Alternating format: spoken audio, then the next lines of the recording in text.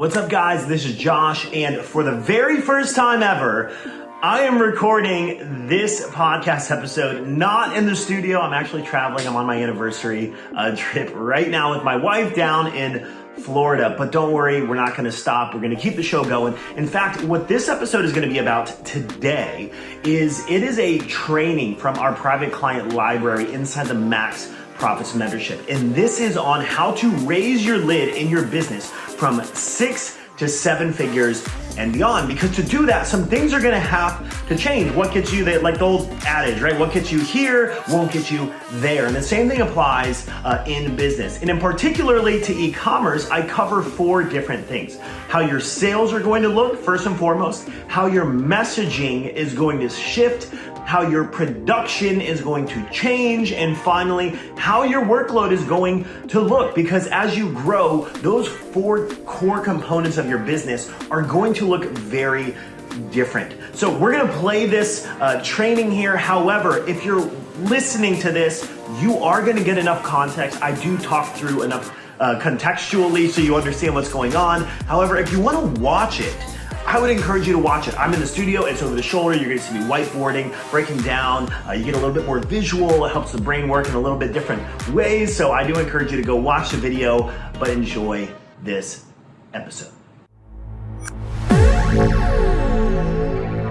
What gets you from 0 to 6 figures in your business is not going to get you from 6 to 7 figures. Maybe you've heard that before. Hey, what got you here won't get you there. The same thing applies in business. Things start to change. Things have to look different. And so what I want to do is I want to walk through the 4 things that I believe are holding most businesses back, that are going from 0 to 6 figures and trying to climb into that 7 figure. The 4 areas that are really holding most businesses back. And I want to break down the differences between the two. So if I am looking at the very first element, the first thing that holds businesses back from going from 6 to 7 is simply sales and the way sales looks. So when you're getting from 0 to 6 figures, what you usually are relying on is hustle, right?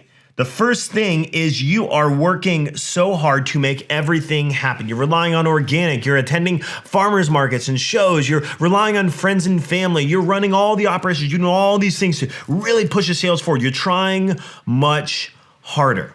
But it's very manual and it's very time consuming. And while I do believe, I really do, this is the best way to start your business because you learn the ins and the outs. But even though this is a great way, what's gonna happen is you will become the bottleneck, and your biggest bottleneck of you is your time. You cannot do it all. You can't, right? You're doing everything, and maybe right now you're like, Josh, I'm below 6 figures. I'm doing it all now, and maybe I'm in the 6 figures. I'm doing a couple $100,000 a month, and I'm still doing it all. And so what's gonna have to change is 7-figure businesses. They operate differently. Instead of hustling, we are going to make sure we have a solid marketing system.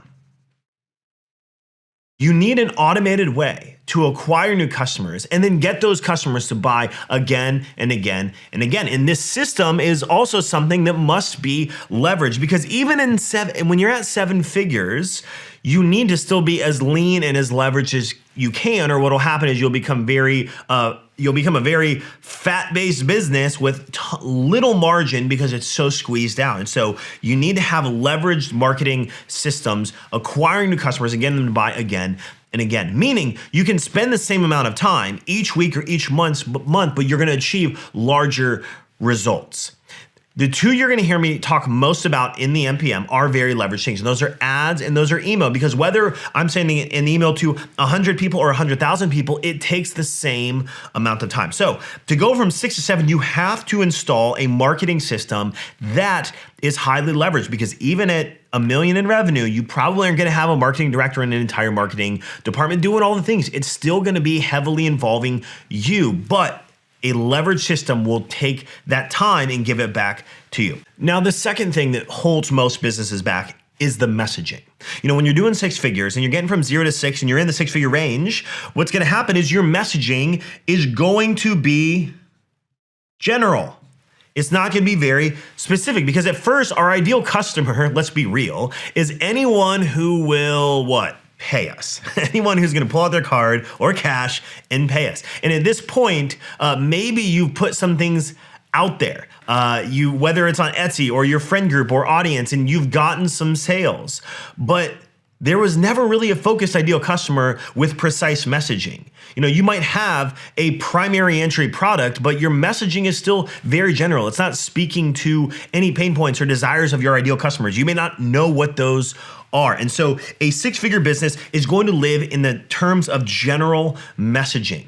Now, to move to seven figures, what we have to do is, instead of being general, what is the opposite of general? Well, we have to become specific. We have to have specific knowledge of our customers. We have to know our ideal customers, what the product entry point is or collection or offer, what that looks like. We need to understand their pain, their desires, the challenges, the questions they have, the objections they might have.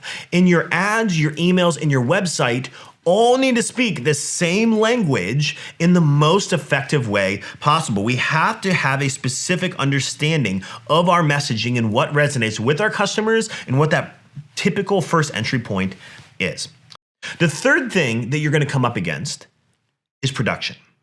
When you're in the six-figure column, most of your production is either going to be one of two things. It's usually going to be handmade, meaning you're doing it, or it's going to be drop shipped, meaning you're working with a vendor, someone who actually does the production, and then they do the shipping themselves. Now, the challenges with handmade and drop shipping, and maybe you're feeling this right now, is you're either limited by the time to produce, the time of delivery, you have a lack of consistent process, or if you're in drop shipping, you lack quality control. You lack some of the branding components of it, right? Because you're not the one producing the product and doing the shipping. So you can't do the custom boxes that you want, or you can't do the inserts that you want and really make sure that the quality is there.